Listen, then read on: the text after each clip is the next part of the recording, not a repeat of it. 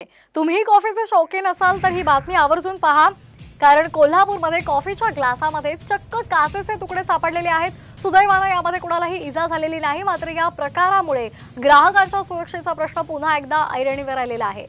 ज्या युवकांच्या ग्लासामध्ये काचेचे तुकडे आढळले त्यांनी हॉटेलच्या संचालकाविरोधात अन्न आणि औषध प्रशासनाकडे तक्रार केलेली आहे। तसंच हॉटेलच्या संचालकावर कारवाई करण्याची मागणी सुद्धा त्यांनी केलेली आहे। आपण हे दृश्य पाहतोय, कोल्हापुरामध्ये कॉफीच्या ग्लासामध्ये चक्क काचेचे तुकडे आढळून आलेले आहेत। सुदैवाने यामध्ये कुणालाही इजा झालेली नाही, मात्र या प्रकारामुळे या ग्राहकांनी संताप व्यक्त केलाय।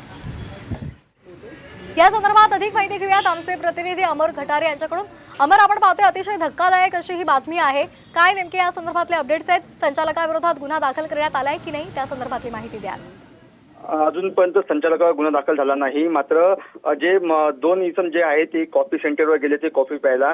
त्या ठिकाणी त्यांनी कॉफी पूर्ण पिल्यानंतर त्याला जो खाली जे आहे ते प्लास्टिकचे तुकडे आढळले, त्यामुळे जे दोघांनीही जे तुकडे आहेत ते बाहेर काढले असताना ते तुकडे संचालकाला दाखवले, मात्र त्याने चूक कबूल केली की चुकीने झाले असेल। मात्र असं असताना अनेक जे असे प्रकार आहे अमरावती शहरामध्ये घडत आहे आणि त्यामुळे अन्न व औषध प्रशासन विभाग जे आहे हे करतं तरी का असा प्रश्न निर्माण होत आहे। आज सकाळी साम टीव्हीने एक दुसरी बातमी दाखवली होती की दुधामध्ये जे टाकीतले जे पाणी टाकून जे दूध आहे ते अंबड शहरामध्ये वितरित होत होतं, त्यामुळे अन्न व प्रशासन विभागाची ही संपूर्ण जबाबदारी आहे ते करतं काय असा प्रश्न निर्माण होत आहे। मात्र अजूनपर्यंत त्या हॉटेल मालकावर जे आहे ते कारवाई झाली नाही, मात्र हा जो संपूर्ण प्रकार आहे हा संतापजनक आहे।